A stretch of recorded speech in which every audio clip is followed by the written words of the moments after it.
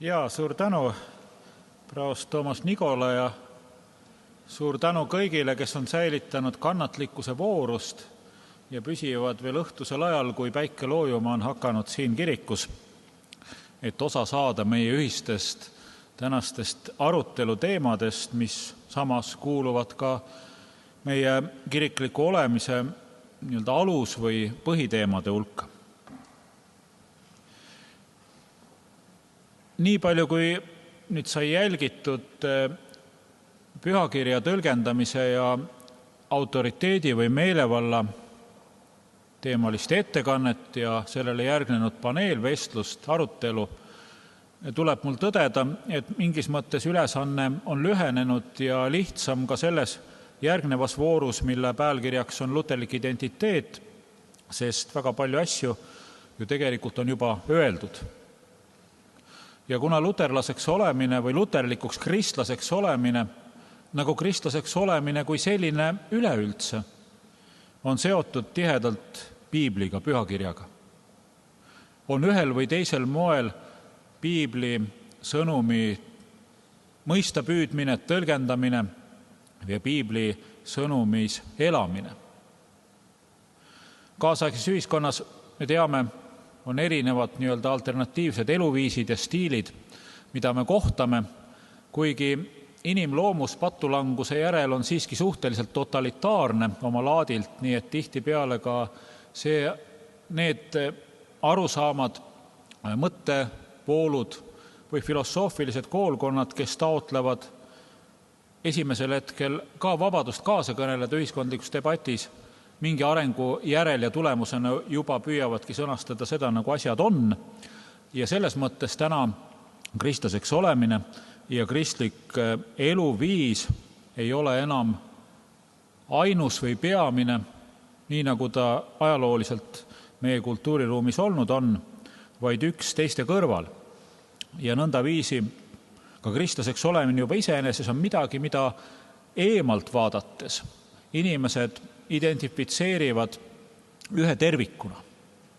Et kui me kohtume inimestega, kes on väljastpoolt kristliku konteksti, mis tahes kristliku konteksti, või on kuidagi viisi elamas seal selle serva peal, neil on teatud puutumus sellega, aga nad ei ole aktiivsed risti inimesed, siis tihtipeale nad vaatavadki kristlaste peale kui ühe sellise kogukonna või ühe terviku peale, kuigi meie kristlaskond koosneb erinevatest kirikutest, erinevatest kogukondadest.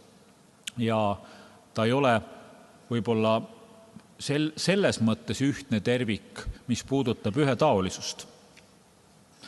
Ja selles väljastpoolt vaates ja nende väljastpoolt vaadet esindavate inimestega kokku puutudes tuleb meil ka, kes me oleme evangeelse luterliku kiriku liikmed, ikka jälle küsida, kes me oleme luterlastena, miks me oleme just nimelt luterlased ja milles seisneb see luterlaseks olemine kui kristlaseks olemine, luterlaseks olemine kui usu ja elu viis.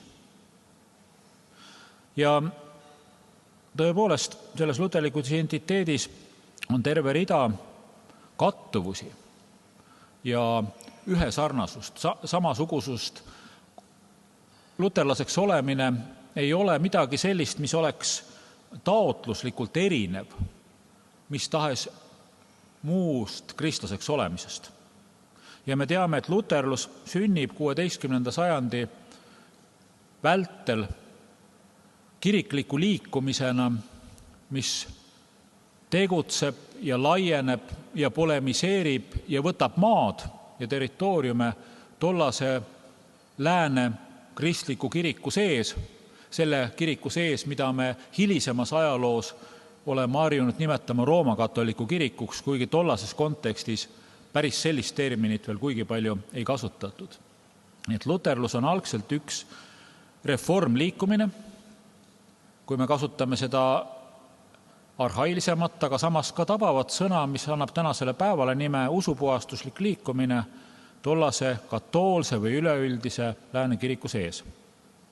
Aga tekkinud konflikti tõttu, mis on esmalt teoloogiline konflikt, nii oleme harjunud seda mõtlema, aga mille kõrval oli ka väga palju poliitilisi, sotsiaalseid ja muid asjaolusid, mis viisid kiriku lõhenemisele 16. sajandil tekkinud konflikti tulemusena, sai ka luterlusest omaette, nagu me tänapäeval ütleme, usutunnistuskond või konfessioon või omaette kirik või kirikkond.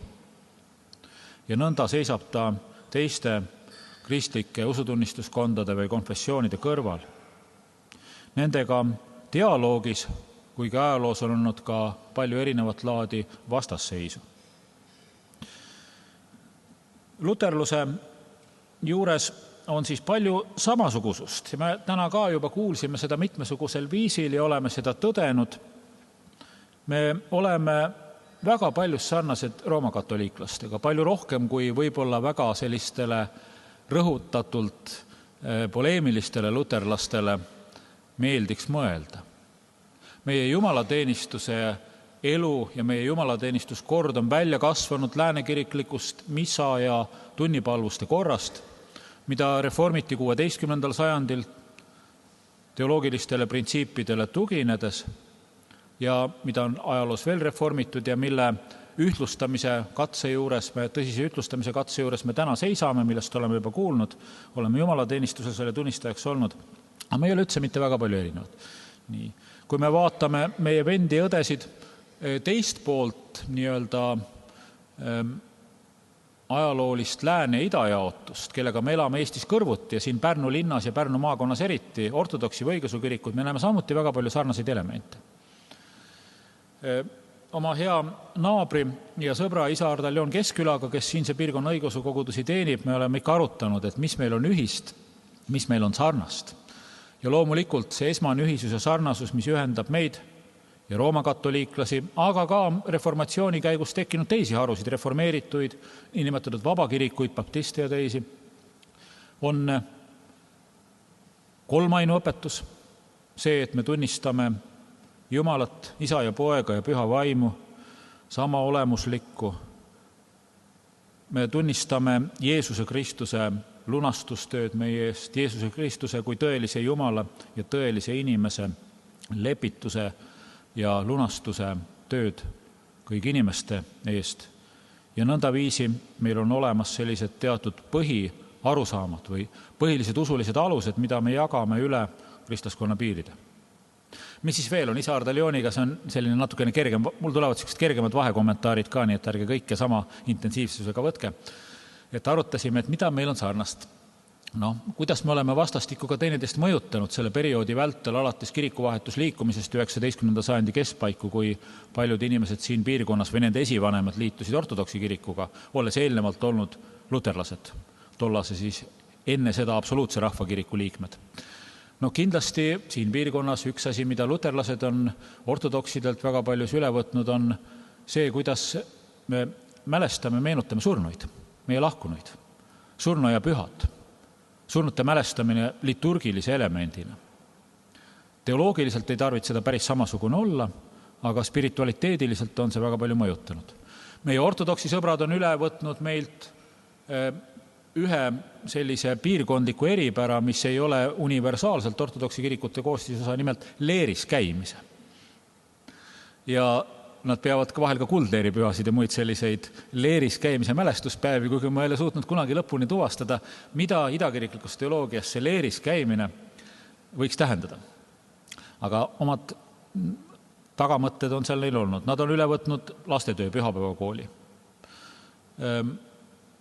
Mõnikord, nagu me ühiselt isa Ardaljooniga tõdesime, on ortodoksid luterlastelt üle võtnud ka neid asju, mis ei ole kõige paremad ja mis tegelikult ei peaks olema luterlaste nähtav külg, näiteks selle, et inimesed käivad jumalateenistustel väga harva. Aga meil on siis need sarnasused nii fundamentaalses mõttes kui ka paljudes sellistes alustes tuginevates elementides, mis ilmtingimata ei ole hädavajalikud, aga mis võivad olla olulised.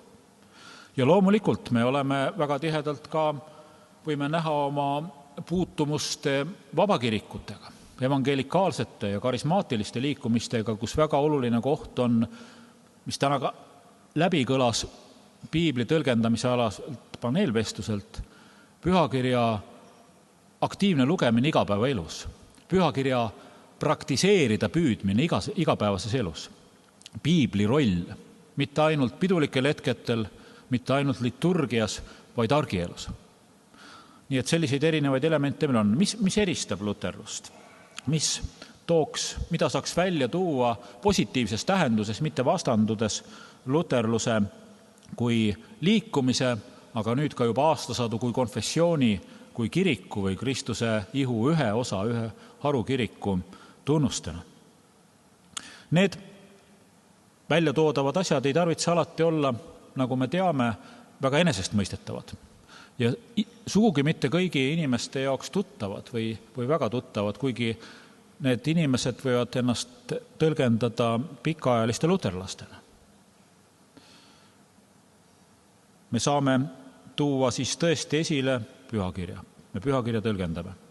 Pühakirja lugemise ja pühakirja kasutamise ühe alusprintsiibi tõi eelnev arutelu juba välja. See, mis Martin Luteri enda jutlustes kõlab saksakeelse terminina natukene kontekstist välja rebituna, aga siiski adekvaatselt me võime seda mõista nii was Christum treibet. Mina ei ole saksa keele eritundja, aga me võiksime öelda, et see, kui vaadata ka Luteri ladina keeles kirjutatud tekste, räägib millestki, mis Kristuse poole ajab. Nii et mitte ainult, mis Kristusega tegeleb, mitte mis ainult Kristusest kuidagiviisi kõneleb, vaid mis ajab meid eksistentsiaalselt, ajab meid olemuslikult Kristuse poole, sest muidu ei saa. Ja sellega, mis meid Kristuse poole ajab, on tihedalt seotud pühakirja tõlgendusesse teine, luterlik eripära, ja see on pühakirja sõnumis käsuseaduse ja evangeeliumi eristamine. Pühakirjas on Jumala tahe, tingimatu nõue ja tahe, mis kehtib kõigi tema loodute, iseäranis inimsoo kohta. Tema tahte väljendusi me kohtame piiblitekstides erinevaid, aga ilmselt üheks selliseks summeeringuks, mida me kõige rohkem tunneme ja mida üldiselt meie kultuuriruumis kõige rohkem tuntakse, on 10 käsku. Aga ka 10 käsu tõlgendus Jeesuse poolt tema mäejutluses, Uue Testamendi poole peal. See Jeesuse tõlgendus näitab meile teravalt seda, et 10 käsku, mis on Jumala tingimatu tahe meie suhtes, paljastab meile mitte lihtsalt seda, mida me inimestena oleme natukene vajaka jäänud.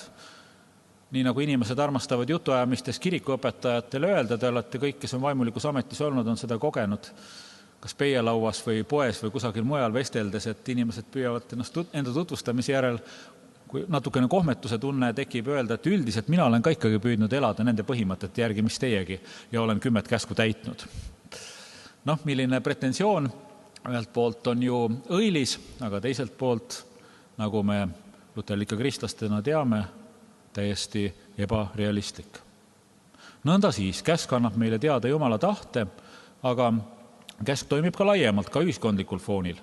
Luteri enda tõlgenduses me teame, oli käsuseaduse esimeseks ülesandeks see, mida me võiksime nimetada kaasaegses kontekstis avaliku korra allalhoidmiseks. Ühiskondliku korra piiride, selle raamide näitamiseks. Jumala käskudest õpib valitseja seda, kuidas ta tohib valitseda, millised on tema piirid.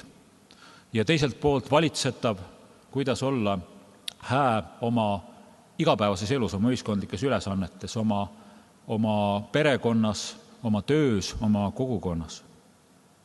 Ka seal on esil puudulikkust ja selle tõttu me kohtame Luterilt ka seda käsuseaduse esimest tõlgendust natukene karmimalt öelduna, kui see kaasaegses kontekstis sobiv oleks, et mitte lihtsalt ühiskondliku korra mõõde või ühiskondliku korra piiride näitamine, vaid ahelad.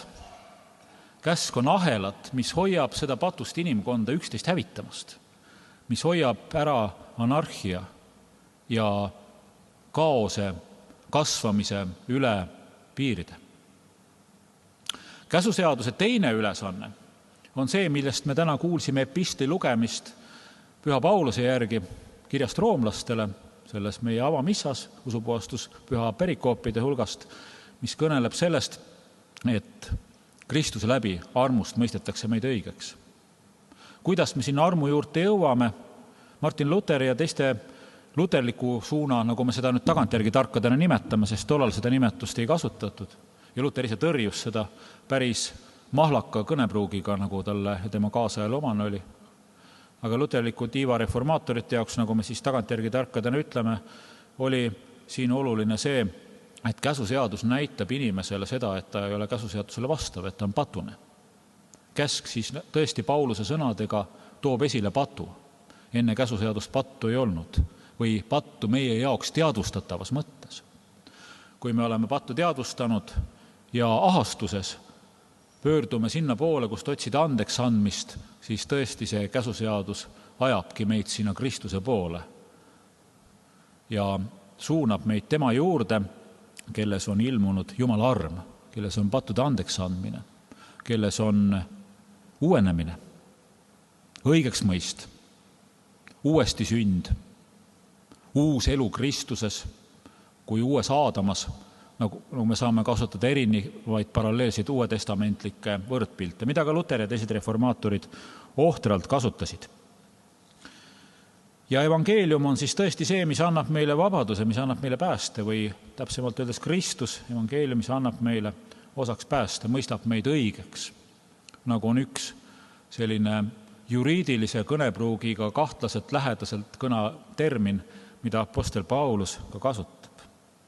Hukka mõistetu patuna mõistetakse õigeks Jeesuses Kristuses. Ja siit tuleb esile siis see, mida me nimetame õigeks mõistu õpetuseks, mida on nähtud ühe luterliku identiteedi olulise kriteeriumina.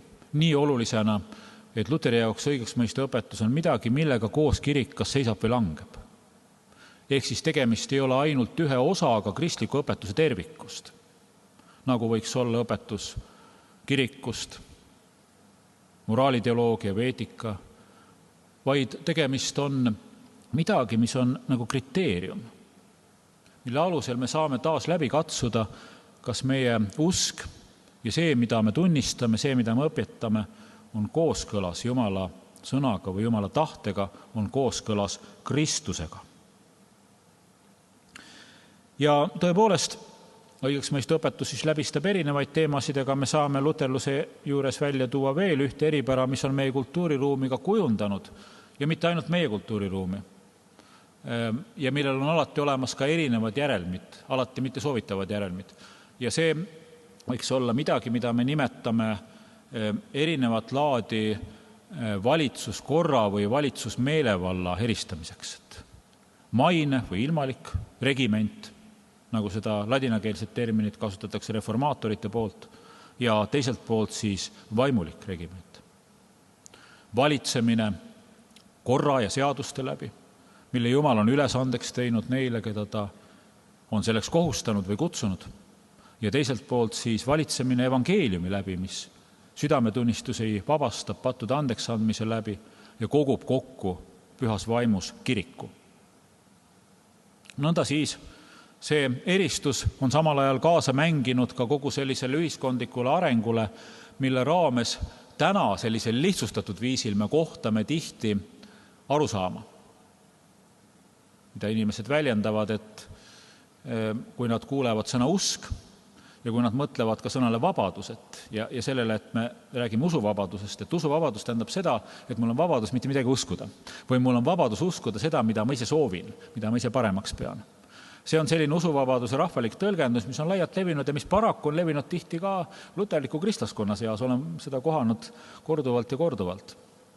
Loomulikult on usuvabadusel ka tema täiesti sekulaarses ilmalikus tähenduses olemas terve rida teisi mõõtmeid, kaasa arvatud kõige olulisem on see positiivne mõõde. Et me saame täna näiteks siin legaalselt ilma võimude poolseid repressioone kartmata teha seda, mida me teeme, pühitseda jumalateenistust, kuulutada sõna, väljendada kriitilisi seisukohti ka selle ajastu, isegi selle ajastu valitsejate suhtes, kui tarvis. Ja saame Jumala sõna üle, Jumala ilmutuse üle Kristuses arutleda, palvetada, otsida selgust.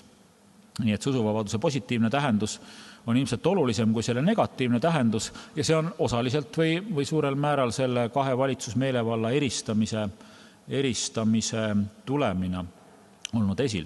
Selles on ka omad nõrgad kohad. ja selles on ka kohad, mis on kindlasti kaasa aidanud sellele protsessile, mida on nimetatud ühiskonnateadlaste poolt sekularisatsiooniks ehk ilmalikustumiseks, kus on toimunud kogukondliku usu elu vähenemine ja siis selline nii-öelda üksikisiku keskse mõtteviisi esiletõus. Nüüd, kui me räägime luterlusest, siis me samas nende eri asjadega koos rõhutame Kristuses toimunud Jumala ilmutuse sellist absoluutset primaati. See ilmutus on kirjeldatud meile või edasi antud meile pühakirjas, eriti Uue Testamendi sõnumis.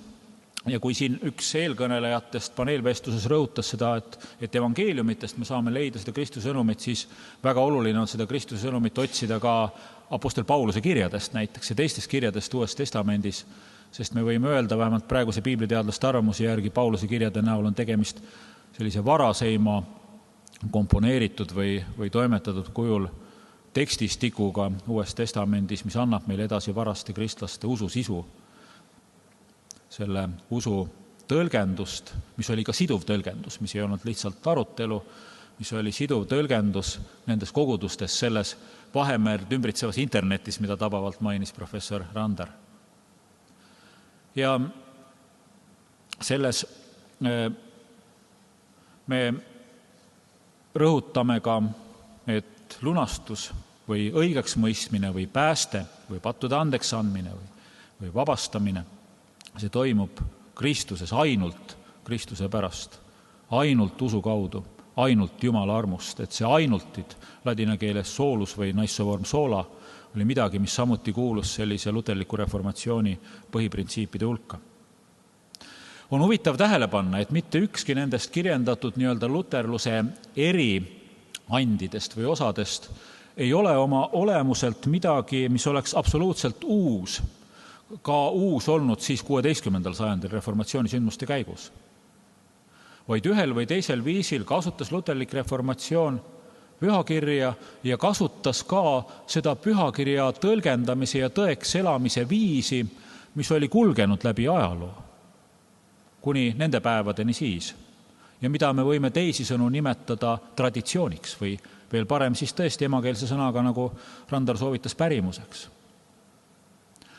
Ja kui me räägime sellest, et me näeme, et me rõhutame seda, et piibel on Jumala sõna ja ta seisab selles mõttes prioriteetsena, esmasena, kõigi muude sõnade ees, mida me võime mõelda ja rääkida Jumala ja inimese kohta, Jumala inimese suhte kohta, siis see on ühelt poolt tõsi, aga tõsi on ka see, et see sama pühakirja sõnum on olnud kogu aeg tõlgendatud ja luterlus on üks, ma arvan, väga oluline ja väga hea tõlgendusviis sellest pühakirja sõnumist, millel ei ole mitte ainult luterlike kristlaste jaoks, sest kui tuletame taas seda luterluse algust meelde, siis nende esimeste jutumärkides luterlaste eesmärk ei olnud nii-öelda oma isiklike usuliste vajaduste rahuldamine, millisel eesmärgil nad siis nõudsid endale teatud õiguseid Roomalt, paavstilt, kohalikelt valitsejatelt kuni Saksa rahva Püha Rooma keisrini välja, vaid nende eesmärk oli seda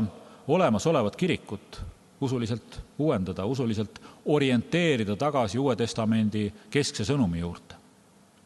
Ja nõnda viisi, vähemalt see oli nende intentsioon, kui palju nad selles õnnestusid, see on küsimus ajaloo uurimusele, kirikuloo uurimusele, ja kui palju nad ka võisid eksida, ka seda küsimust me saame jätkuvalt ja avameelselt ja rahulikult küsida, aga see oli nende intentsioon, nii et intentsiooniks ei olnud siis luua luterlust, intentsiooniks ei olnud luua oma kõlakambrit, vaid intentsiooniks oli kirikut evangeeliumi poole juhatada või kirikuna evangeeliumi poole pöörduda. Igal päeval meelt parandada, nagu Luteri tekstides tihti see esile kõlab. Ja nõnda viisi seesama ülesanne seisab ka luterluse ja luterlaste ees tänases maailmas ja tänases Eestis, et me oleme selle missiooni ka koos muu pärimusega pärinud ja saame seda julgesti täita ka koos oma teiste vendade ja õdedega väljastpoolt luterlikku kirikut, kellega oleme ühel või teisel viisil osaduses või dialoogis erinevates astmetes, lähemas või natukene kaugemas. Aga see on, mida tuleb meeles pidada.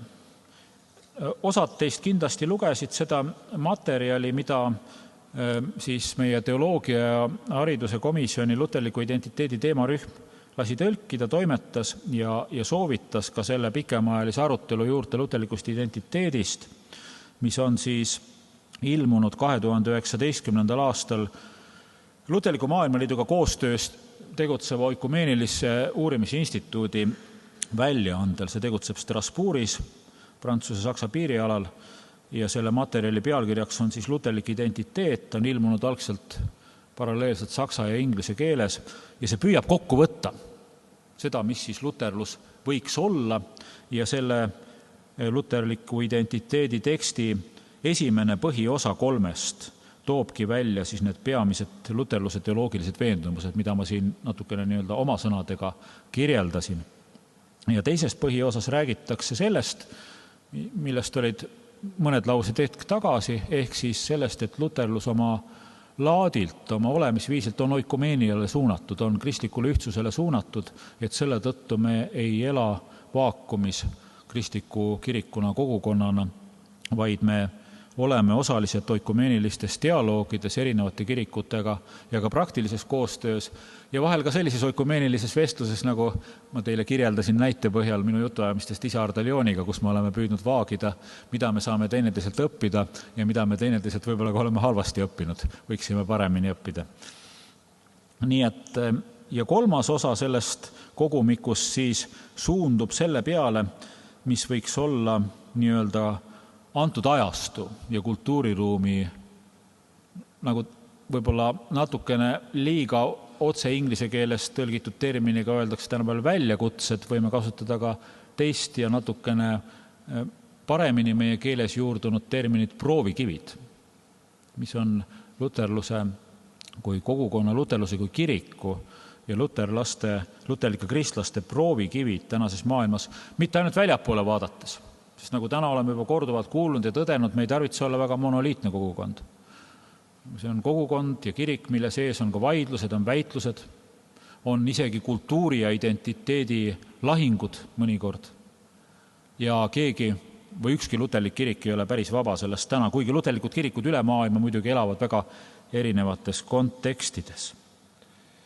Ja nõnda viisi me saame siis kirjeldada seda luterluse põhiveendumustest ja luterluse eripäradest lähtuvat lähenemist ka nendele kaasaegsetele proovikividele ja teemadele, mis ühelt poolt ei tähenda seda, et me pööraksime selja sellele maailmale, sest nagu Johannese evangeeliumi järgi meil on öeldud, me ei ole maailmast, aga me elame maailmas, me oleme kutsutud siin teenima, aga teiselt poolt ka oleme me eristamas seda, mis on ajalik, mis on evangeeliumile põhiolemuselt võõras, mida me ei pea vastu võtma, mida me ei pea praktiseerima, mille suhtes saame olla kriitilised, aga kriitilised ka koos jagades siis seda, mida me võime nimetada positiivseks sõnumiks evangeeliumi.